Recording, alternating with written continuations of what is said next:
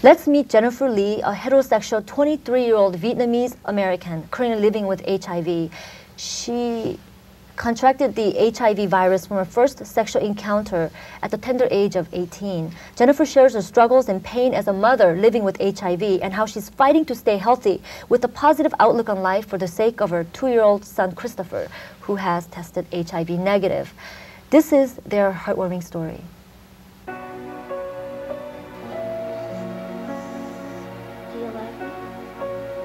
Give one kiss. Give kisses, give kiss. Come on, let's do a kiss for the camera. Come on, 1, 2, 3, kiss.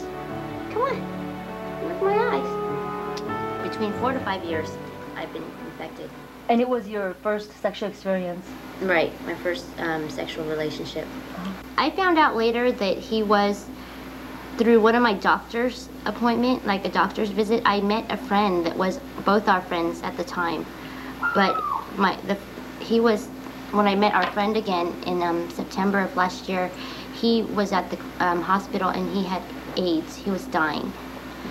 And that's how I learned that he was bisexual. I never learned from him, from my first boyfriend. What would you have done if you turned HIV positive? I don't know. I would have felt like shit.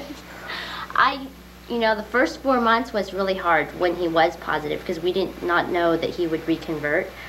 But I don't know, Christopher, when he was born, like when he first came, you know, like when I gave birth to him, Christopher was like really clean. Like he was like, you know, Mom, he was like, very when good. Christopher came, you know, all children are God's blessings, but I think Christopher was like, she's very sometimes special. I think Christopher is an angel sent to me.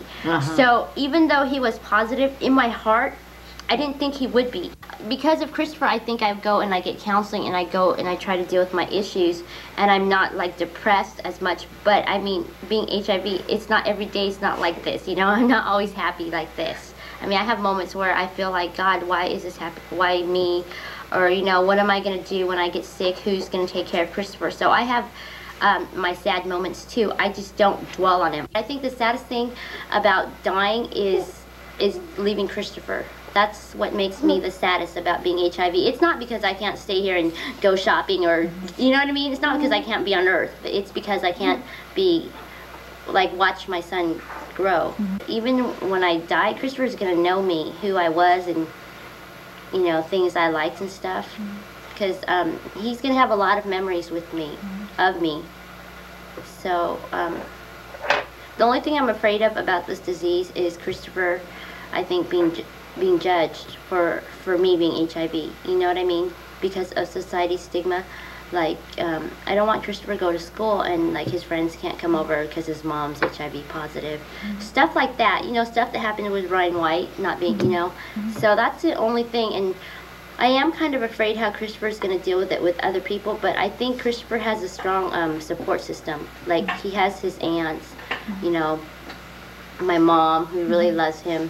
I'm just really tired of everybody just focusing on the gay, you know. What about the women that get it? They're the growing, you know, or the children. You know, the children are the most innocent, I think, in this epidemic. The most innocent. And they're not even, there's no services. Is she your only daughter? No, but I mean, seeing one of your daughter going through this, as a mother, you must feel very painful.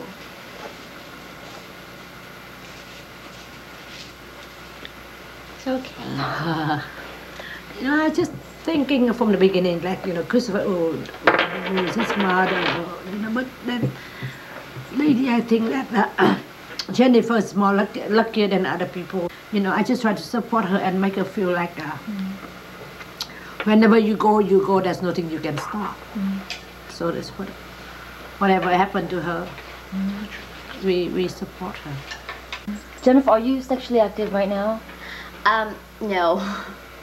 Ever since, I mean, like Christopher's dad, you know, he lives with us. Ever since I was HIV, we haven't been very sexually active. No. Because, I don't know. Probably because, not because of him, but because of me. I just, sex is not the same for me anymore. Is he Asian? No. He's American. No, thank God. That's probably why. Why, you think the Asian men will never be understanding like that? I can imagine dating an Asian man and telling him I'm HIV positive, and I can imagine an Asian man just walking away from me compared to Timothy. Now my life, I'm 23, it's like I can't even dream about having a house with a picket fence and watching Christopher graduate. Like you said, reality is there's not a cure right now. I mean, I have faith and I have hope, but I also live in reality, and there hasn't been a cure for 18 years. They don't even totally understand AIDS, so how can they even begin to develop a cure? So I am sad about not being able to live a full life, about You're not sure. Right. But I mean, I am sad, Mom, about not being able to be a grandmother. Like for now, I can't. You know, I can't. You know, there's people who are 23 and they can plan on, you know, buying a house and raising a family and being a grandmother. I can't plan on that. You know what I mean? I can hope for it, but I can't count on it like a lot of. But you're gonna keep fighting. And yeah, I have to. I'm not gonna give up. That's for sure. These are like these are rag dolls that we made at camp, at AIDS camp, I guess. Mm-hmm. And what else is there? Oh, these are my jeans that I washed and I bleached them the wrong way, you know, with a red shirt. So I put like they're my favorite jeans, but I can't wear them anymore. So me and Christopher drew on them. See, it says like his hand. Here's my hands, and here's his hands, and it says for Christopher, these jeans were your mom's favorite jeans, and it says I love you, Chris, forever. So just like I save a lot of stuff in here, and this is a shirt that I got for Chris when I went to Washington, D.C. Because I hope Christopher made a present. And this is Christopher's baby book.